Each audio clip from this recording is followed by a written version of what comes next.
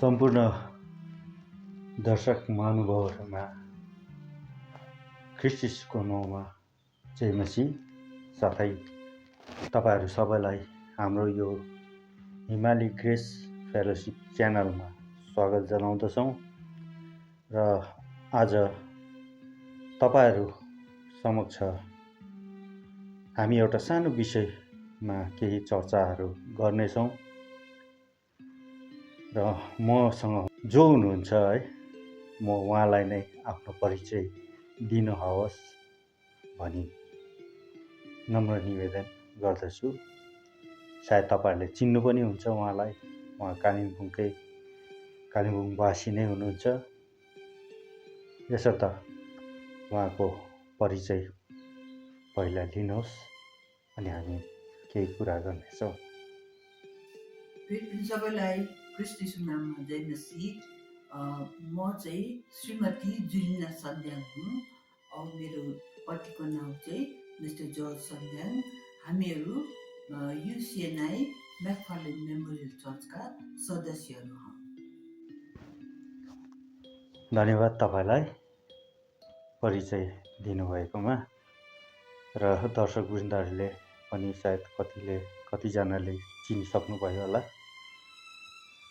अनि हाम्रो आजको विषय चाहिँ के छ भने, हाम्रो इसाई जीवनमा हाम्रो धर्म ग्रन्थ अनुसार है, बाइबल अनुसार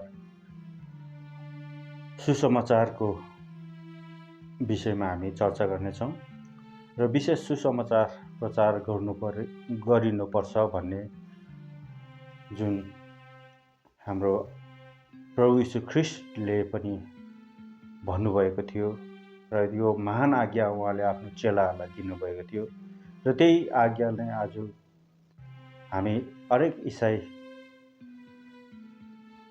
प्रभु विश्वासीहरूमा त्यो लागू हुँदछ है। र यो विषयलाई तपाईँले कस्तो प्रकारले हेर्नुभएको छ, तपाईँले कस्तो प्रकारले बुझ्नु भएको छ र कतिले अझसम्म कति कुराहरू बुझ्न सकेको छैनन् होला जस्तो मलाई लाग्छ। मेरो देख्नमा, मेरो सुनाइमा है, मैले सुनेको कुराहरूमा मण्डलीमा प्रचार गर्नु चाहिँ खालि प्रचारकको मात्रै काम हो भन्ने कतिको सायद मनमा त्यो लागेको होला है। पास्टर एल्डरहरू हुनुहुन्छ, उहाँहरूले मण्डलीलाई सञ्चालन गर्नुहुन्छ, चलाउनुहुन्छ। मण्डलीको हरेक कार्यक्रमहरूमा उहाँहरू नै अग्रसर हुनुहुन्छ है। र विशेष चाहिँ प्रचारक जो चाहिँ गाउँघरमा घुमेर, घरमा घुमेर प्रचारहरू गरिहिँड्नुहुन्छ। र यो विषयमा चाहिँ तपाईँसँग एउटा सानो मेरो जिज्ञासा है, र तपाईँले नै हाम्रो दर्शकहरूलाई पनि भनिदिनुहोस्, हाम्रो विश्वासी कतिजनाले अझसम्म बुझ्न सकेको छैन यो प्रचारको विषयमा है। र यो विषयमा चाहिँ तपाईँले अलिकति छोटो जानकारी तपाईँले गर्नुभएको अनुभव।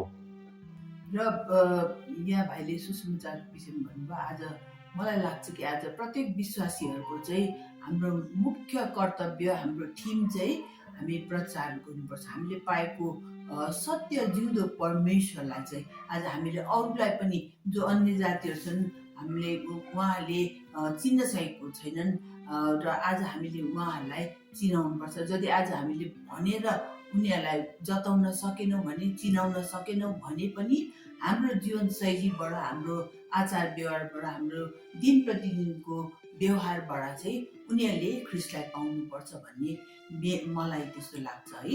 अनि मलाई चाहिँ मेरो फेभरेट यो भर्स चाहिँ हो पहिला कोरिन्थी 10:21 भनेको छ कि तिमीहरू जेसुकै गर खाऊ पिउ, जेसुकै गर, तर पनि सबै कुरो चाहिँ परमेश्वरको महिमाको लागि हुनुपर्छ भनिकन यो भनेको वचनलाई चाहिँ मलाई एकदमै मनपर्छ है। र आज हामीहरूको दिन प्रतिदिनको दिनचर्यामा हामीहरू के अरे बिहान सबैले एउटै काम गर्छ, हामी आफ्नो परिश्रम गर्छौँ, मेहनत गर्छौँ, कामतिर जान्छौँ, खानपिन बनाउँछौँ, घरमा कामहरू गर्छौँ, सबै कुरो गर्छौँ, हामीको दिनचर्या सबै एउटै पाराको हुन्छ। तर पनि आज हामीले परमेश्वरलाई चाहिँ मध्यस्थ गरिकन गर्नुपर्छ। हामीले जे पनि गर्दाखेरि परमेश्वरलाई मध्यस्थ राखिकन हामीले गर्नुपर्छ र उहाँको महिमाको लागि चाहिँ आज हामीहरू चाहिँ सबै कुरामा उहाँलाई हाम्रो साथमा राख्नुपर्छ, मध्यस्थमा राख्नुपर्छ अनि उहाँसँग गहिरो सम्बन्धमा हामी रहनुपर्छ र दिन प्रतिदिनको जीवनमा हाम्रो जति नै व्यस्तता भए पनि परमेश्वरको आज्ञा हो, परमेश्वरको वचन चाहिँ आज हामीले नियमित रूपले हामी पढ्नुपर्छ।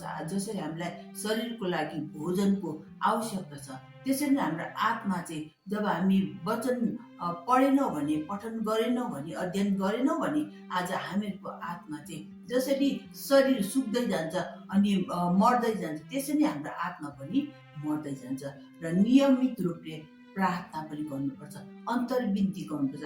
आफ्नो घर परिवारको लागि मात्र होइन, हामी जान्दछौँ कि परमेश्वर हामीलाई सुरक्षा राख्नुहुन्छ सबै कुरामा, तर हामीले अरूहरूको लागि अन्तर्विन्ती गर्नु पनि अति नै आवश्यकता छ।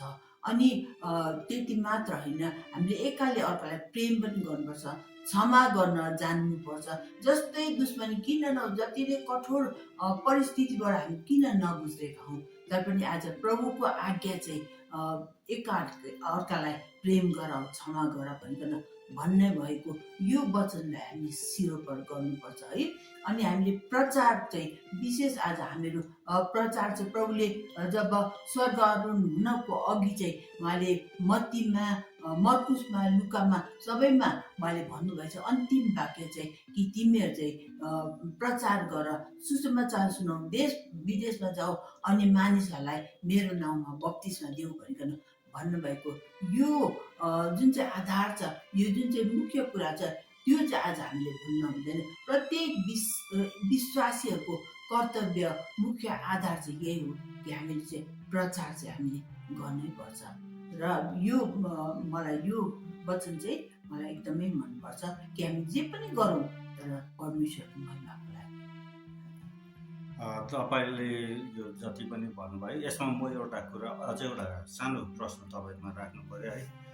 प्रश्न भन्दा पनि के भने भनिन्छ नि हरेक मण्डलीमा अब पास्टर त हुनुहुन्छ नै, एल्डरहरू हुनुहुन्छ है, उहाँले मण्डली सम्हाल्नुहुन्छ, मण्डलीमा गरिने हरेक कार्यक्रमहरू, हरेक कुराको उहाँहरूले नै जिम्मेवारीहरू लिनुभएको हुन्छ है।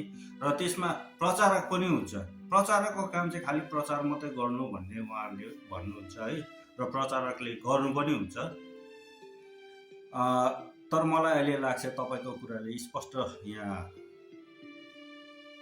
बताइएको छ, जनाइएको छ कि प्रचारकको मात्रै काम चाहिँ होइन यो है।